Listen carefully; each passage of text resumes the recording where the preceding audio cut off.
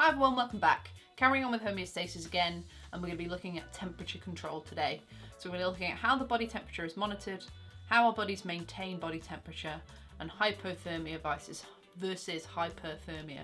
So as always, grab some pens, grab some paper, and follow along with me.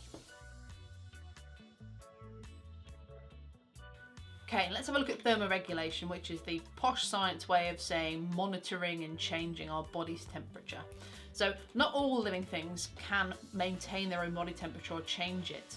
It's actually only something that we as mammals and birds can do. So things like fish, they are the same temperature as their surroundings, and reptiles and amphibians, reptiles especially, need to bask in the morning to get their body temperature up and allow them to carry on with the activities that they're going to do, maybe go and eat a mouse or something. I don't know what snakes do day to day. The reason why we maintain our body temperatures is it gives us a bit of an advantage. It allows our bodies to always have the correct temperatures for all of those beautiful chemical reactions that we need to do, as well as the correct temperature for our enzymes to work. And our body temperature is somewhere around 37.5 degrees. So let's get this down on paper to start with.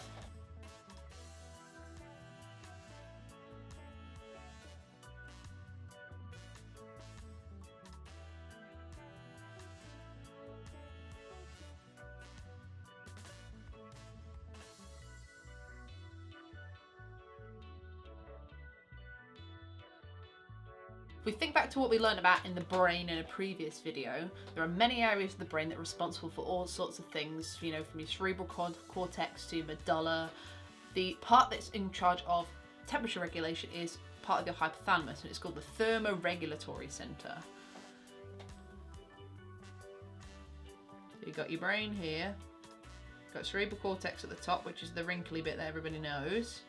Then you've got your brain stem, your medulla's in the middle, you've got a bit at the back, and then your hypothalamus, remember, is somewhere in the middle. You've got your pituitary gland coming off it, and somewhere in your hypothalamus you have your thermoregulatory center, so the part that's in charge of making sure your body temperature always stays around this 36.5 to 37.5 degrees.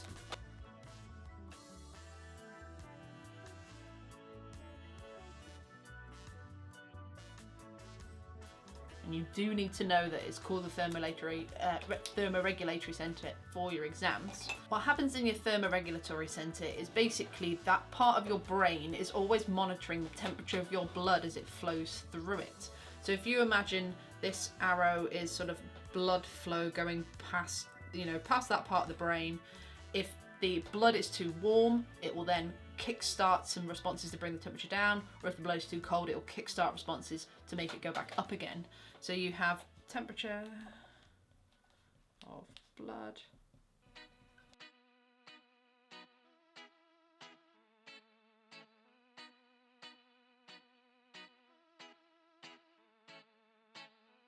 The whole point of this, it being homeostasis, is to bring those conditions back to that normal point. You've also got other data coming into your brain from your temperature receptors in your skin.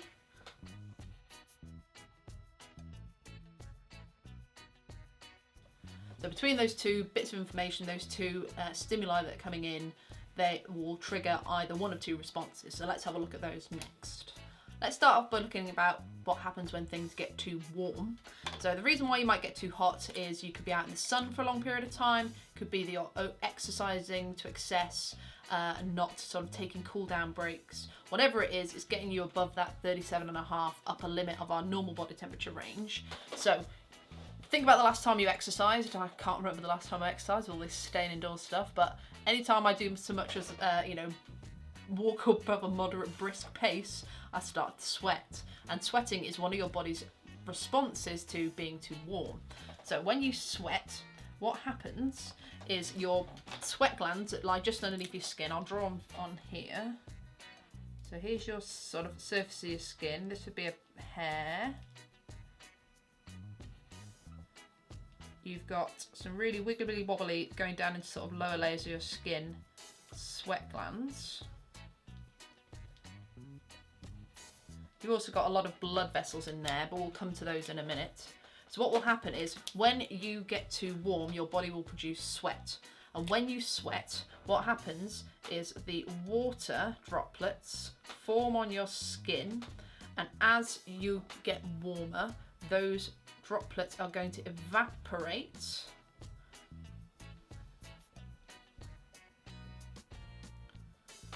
And as it evaporates, it's taking with it some of that thermal energy stored from your body and transferring it via heating to the environment.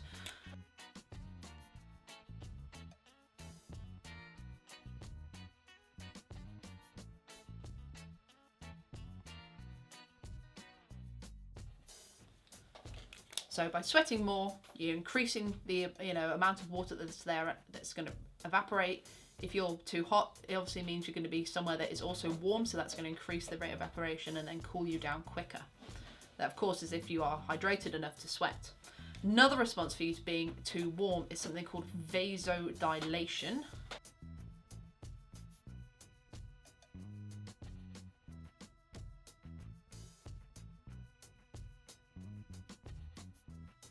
Vasodilation. Vaso makes you think of vein, so blood vessels, and dilate means to get wider.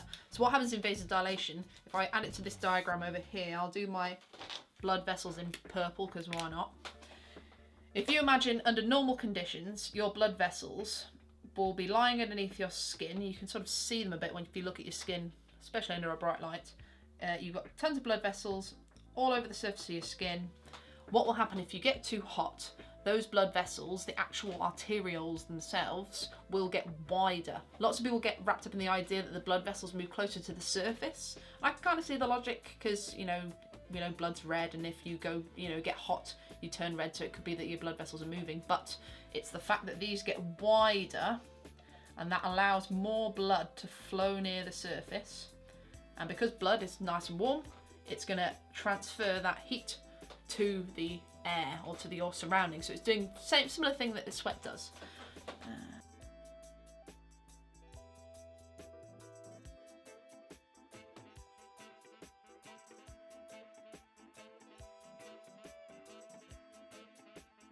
Okay, on the other end of things then is what happens if you get too cold.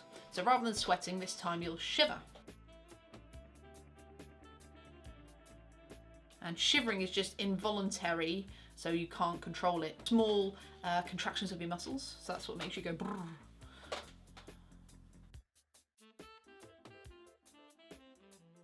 Now, you need to link the idea if muscles are contracting, you've got to think back to bioenergetics and respiration. So during respiration, the energy is released using glucose and oxygen, and that energy is what warms you up. So by making sort of small muscle contractions and forcing your muscles to move, it's releasing that energy, and that's heating up your body.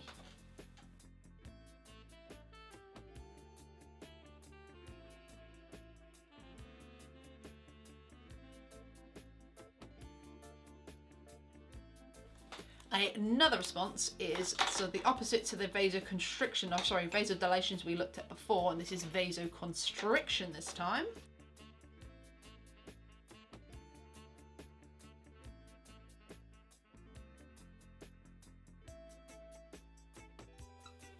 Now, it's another word that looks a bit scary, but vaso, remember we talked about veins, blood vessels, and constriction makes me think of like boa constrictors, snakes that squeeze. So it's your blood vessels squeezing, so they're getting thinner this time.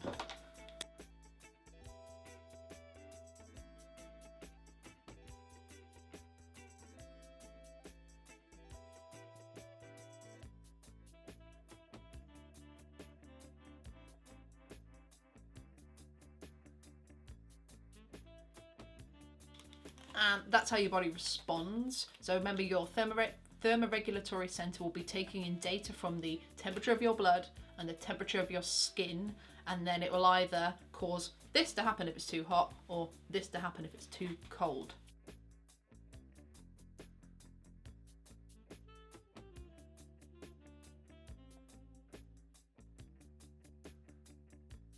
Okay, hypothermia and hyperthermia then. Hypo and hypothermia sound very similar. Some people don't even know that hypothermia is a thing, because when you think of hypothermia, you think about being too hot. But if we think about another term that has this hypo or po in it, is isotonic. So po and so rhyme with low. So that helps me remember that this is when your body temperature gets far too low. And hyperthermia, if you're a hyper person, or if if someone's gone a bit hyper, that usually means they've had too much caffeine or too much sugar. So hyper makes me think of high. So using a bit of logic, if you have hypothermia, thermia is to do with heat, you have a low body temperature or low heat, and hyperthermia, high, and thermia, heat. So high heat, high body temperature.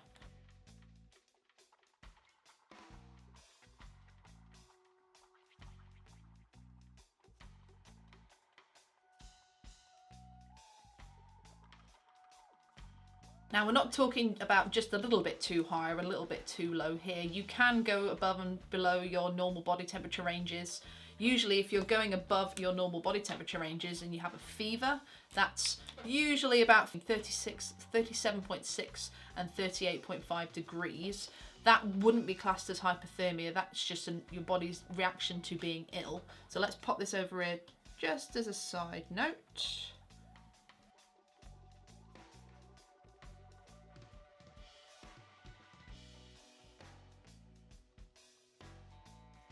I mean, having a fever, especially a higher fever, is not fun at all.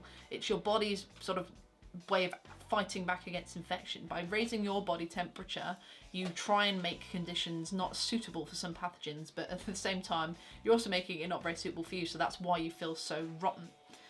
Okay, so let's look at hypothermia first. Hypothermia is classed as having a body temperature below 35 degrees C.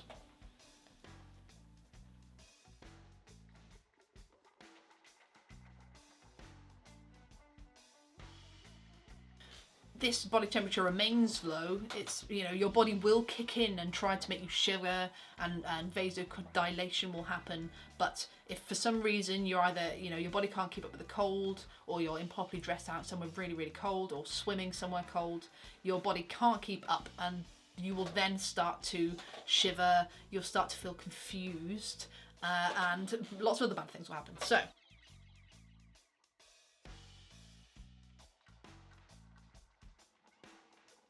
the final stages of hypothermia lead to organ failure. Remember, our body temperature is there to make our enzymes work. So if the temperature is way too low, those rates of reactions will be too low for you to be able to function, and your organs will shut down. So you get organ failure, and if you really aren't recovering from then, you can die, unfortunately. On the other end of the scale then, you have hyperthermia if you have a body temperature that is above 38.5 degrees.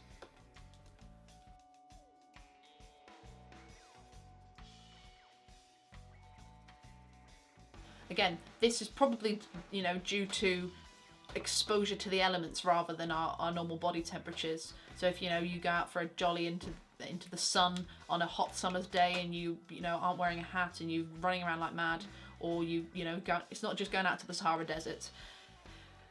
The main symptoms that you have hypothermia, or heat stroke as it's sometimes known, is you have a headache, you have nausea and vomiting. Sometimes people towards the end of heat stroke actually stop sweating. And if it's untreated, like with hypothermia, it can lead to organ failure and death. This time, organs fail mainly due to the fact that if your body temperature is too high, think about what that does to the enzymes that control those reactions. They will denature and not work as efficiently. And remember, enzymes are fussy little things. And that, ladies and gentlemen, is it. So make sure you know what happens when things are too hot and things are too cold in your bodies. You know that the thermoregulatory centre is what maintains blood temperature, or helps to maintain our body temperature. You need to know that it's taking in data from the blood temperature itself and the skin's temperature, and you need to know the sort of responses to it.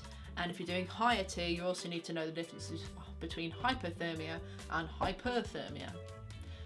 I will see you all very soon. Make sure you check back. We're going to be starting looking at plant hormones soon, so that'll be a treat, and I will see you all next time.